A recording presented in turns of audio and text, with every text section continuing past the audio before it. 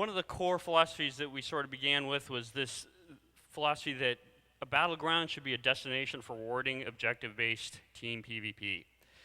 We also want for this PvP experience to feel like it's very team-based. We want it to feel like, hey, I'm part of a team that I know that going into the game when I created my character, I knew that I became part of that team, and we're all going to be working together for the same objectives. And by doing that, we try to make sure that the Horde and Alliance are pitted against each other, and that's the central theme to all the PvP in the game.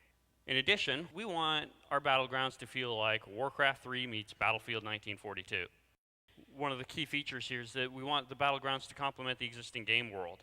We want to make sure that the battlegrounds don't feel like they're completely separated or have nothing to do with the game world, both in terms of lore and in terms of gameplay. For example, we have the struggle between the Warsong Outriders and the Silverwing Sentinels, and we've tried to ensure that it feels like that makes sense within what's going on in the Ashen Vale Barrens area. One of our final philosophies is that battlegrounds should impact the outdoor game world. And I'll be the first to admit that, yeah, you're right, we haven't done that yet. But it's certainly something that we feel is important, and it's something that we're going to be working toward over time. That when we had outdoor PvP before we had the battlegrounds, the PvP was kind of chaotic and messy, but it felt meaningful. Well, when you have a good fight in the battleground, it feels clean and objective-based and all that, but it doesn't actually feel meaningful anymore. So we want to make sure that we blend the two of those aspects and come out with a PvP system that in the end is a lot more interesting as a whole. So Alterac Valley, it actually went through a lot of very significant changes even before it went live. When we concepted it, we actually concepted it as a non-instance persistent zone. What we felt like this was going to get us is it was going to get us to feel that it was very meaningful, because whatever happened in the battleground, since there was only one of them, was meaningful to anybody on that server. There were also pitfalls with this. We knew kind of going into it that, well, we can't really predict effectively how many players are going to go in there. You know, maybe you might show up at one point and there won't be anybody in there on the opposing team. Maybe you'll show up and you'll be heavily outnumbered. We really don't have any control over that as designers if we go with a non-instance persistent kind of style, even though it has more kind of clear-cut benefits as far as knowing that the zone is always going to be available to people, and also knowing that anything that happens in there feels meaningful to everybody as a whole. We put in quests and NPCs and filled that zone up with a lot of content to try to make sure that, okay, well, this will solve the case where you're going in there and you really don't know if there are enough enemies, or possibly there's a numerical imbalance. The NPCs will kind of help compensate for that if we have enough, defensive natured NPCs. However, as we went on, we started to realize that because of the demand we were seeing for Battlegrounds, we started to realize that, wow, the community is really built up around Battlegrounds and really has high expectations for them. And we were starting to realize that, you know what, there may be way too many people for one zone to support. Alterac Valley being our first battleground kind of taught us a lot of different things about how battlegrounds should and perhaps should not work. For example, in a battleground, players find that dying to other players is okay, but dying to NPCs really feels kind of bad. In a battleground, quest objectives need to meet they need to match the battleground objectives as a whole. I don't know if a lot of you can see it, but it says LFG Korak, please send tell. So that was definitely an example of one of our quests that didn't line up with the overall quest objectives. We had Korak, we had an objective out there to kill a troll boss that had nothing to do with winning or losing the battleground, and it rewarded you with some really pretty good loot if you completed the quest. So a lot of players out there that went to Alterac Valley weren't even necessarily interested in winning or losing. All they really cared about was, I just want to kill Korak and get my Ice Barb Spear or whatever and get out of here. So another lesson that we learned was we don't want to make players compete for loot in a battleground. So what this had the side effect of doing is it caused players to compete over loot. They'd do things like, ninja loot each other's kills. You would have, rogues going around stealth, doing nothing but looting. And that really clearly does not match up with wanting to have team-based behavior. Another lesson that we learned was that the capture and respawn points shouldn't be in physically the same location. There should at least be some amount of meaningful separation geographically between them. Epic, big fights, good. But a giant cluster at the graveyard, bad. So that brings us to the next point, which is that players want a feeling of obtainable resolution. They don't want to get in there, fight for a long time, and then have to leave.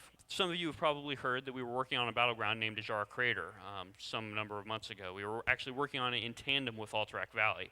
And as a result, it shared a lot of the basic design philosophies and tenets that we use for Alterac Valley. Even the way the very map was built wasn't going to lend itself well to a very different style of gameplay.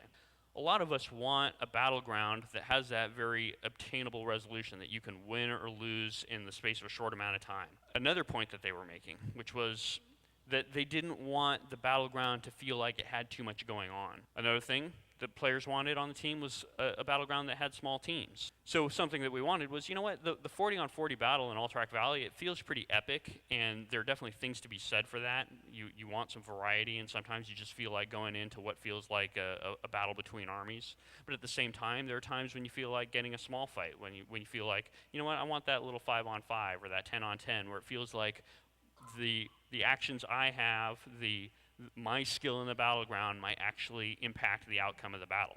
In addition, to go with that, we wanted a geographically small map, because it's not particularly fun if you have a small number of players and you have a very large map. You go around spending a lot of time just looking for people instead of killing them. With Warsong Gulch, the prototyping began much earlier. So what we did is we just created a very basic, rough map, got in there and just started running around the zone, getting a feel for how big it was, fighting each other, trying to get a sense for what kind of gameplay was going to fit well within it.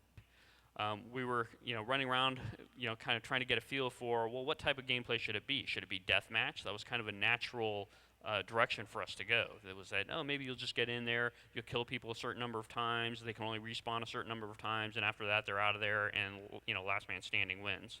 But as we were kind of working on the zone and developing the way the bases would work, we were realizing, this might actually be a lot more fun as a capture the flag mechanic. Another key here was that we wanted to have symmetrical bases, and we wanted to make sure that a lot of the emphasis is on balance. We wanted to make sure a lot of the emphasis was on, this is a 10 on 10 fight between fairly balanced teams that will resolve because of player skill. So we didn't want to have a whole lot of external factors that were going to change that feeling of balance. As a result, we put a lot of thought into the base design. We were like, well, we want symmetrical bases, we want to capture the flag format. So we turned to one of our level designers, who's actually a very pretty well-known Quake 3 mod builder. So we said, hey, can you build us a base that has all those very fundamental principles that make CTF work very well, such as not having too many choke points, too many areas where you can stand in one spot and always be able to see if somebody's coming up on you, be safe from anyone coming up on you from behind, that kind of thing. We want to avoid those. And after prototyping it, we started to try to figure out, okay, what's the best way that we can really weave this into the lore of the game world? Right from the get-go, we started to say, you know what? It seems like it'd be kind of cool if we have a battleground that can support multiple level ranges. So we wanted to fit it into the existing game world in a place where it felt like it made sense in terms of had to be a place where there was going to be conflict between Alliance and Horde, and it also had to be somewhere that wasn't necessarily in a high-level zone.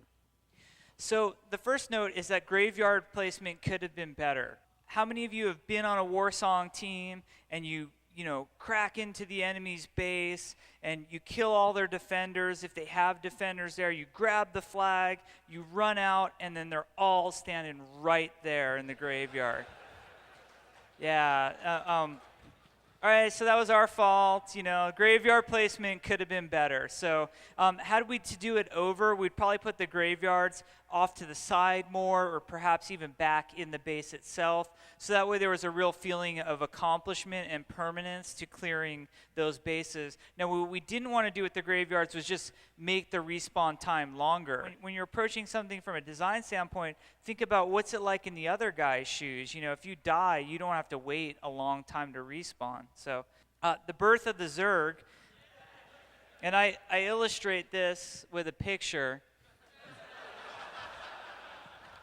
On the test server, Warsong Gulch was awesome. We had copied our characters from the production realms, and we were playing along with you guys, and those were some great matches that we had on the test server.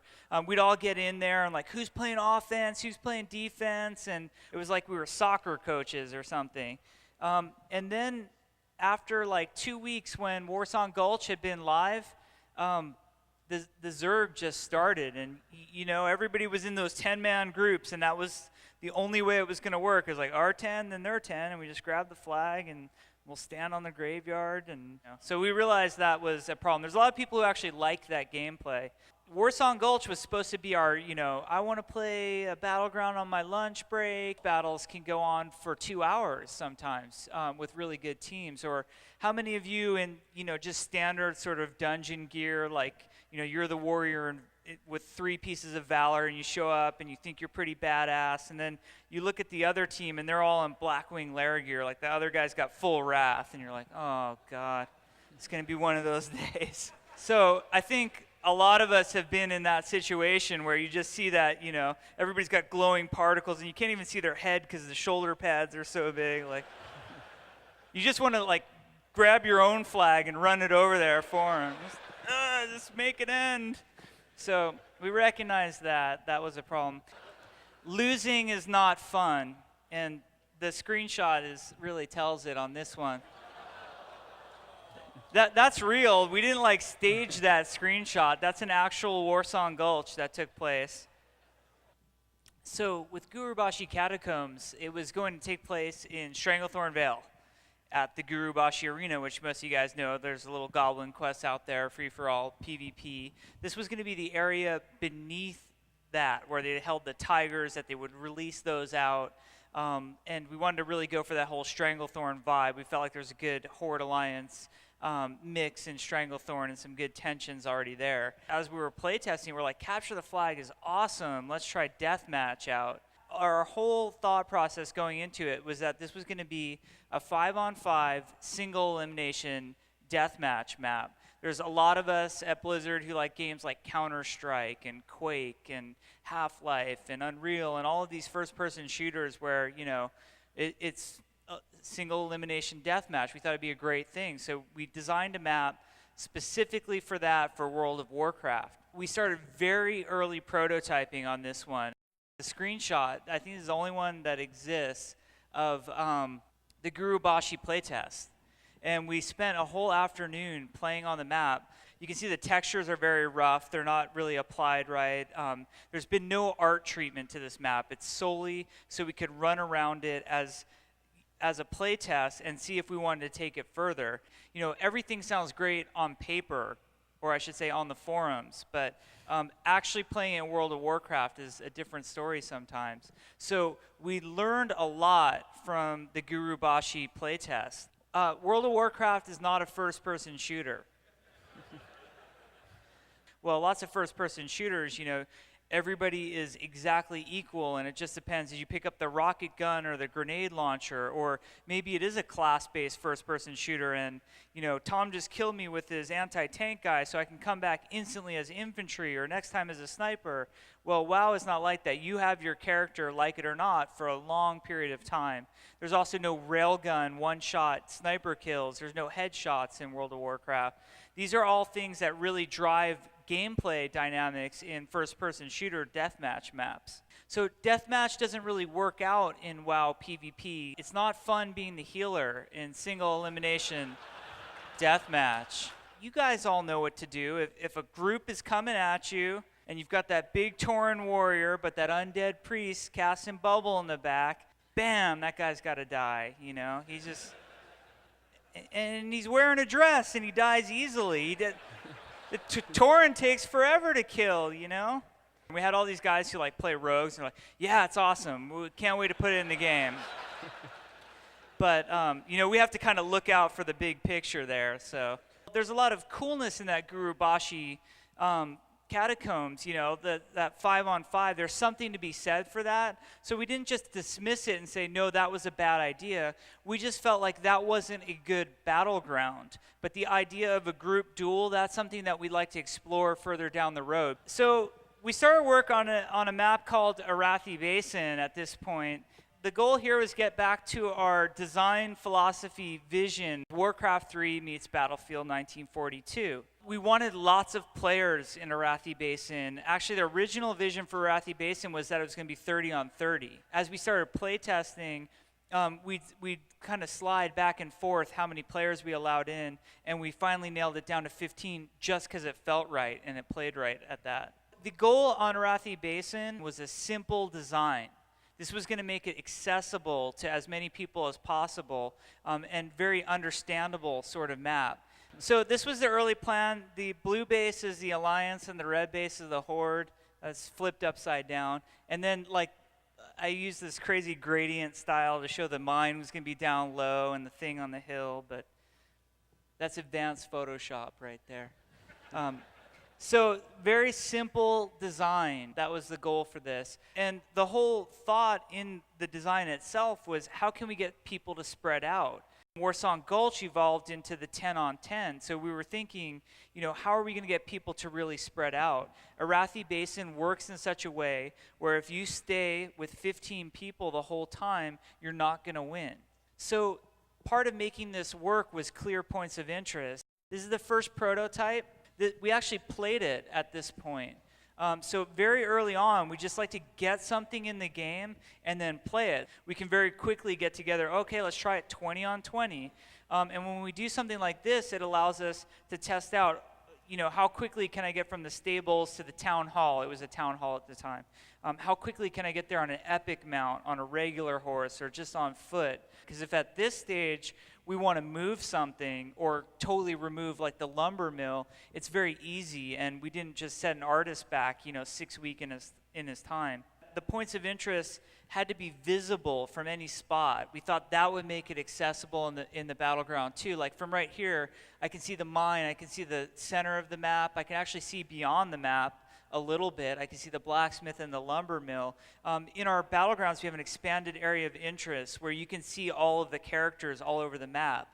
We kind of got away from the lore-based names like Stonehearth and Iceblood and all of those names where you might not necessarily know where that was. There's only one mill in Arathi Basin, so if somebody says mill, you can visually recognize it and you know exactly where they're going to go. We also came up with the thought that we didn't want to just reward the winners, and we did this through our resource system. Even if you lose, you walk away with something from the battleground. So Arathi Basin was the first battleground to do that, and then later, more recently, we've implemented our token quest system, so people in Warsong Gulch and Alterac Valley are also rewarded a little bit, even if they lose. Of course, the winners are always rewarded more.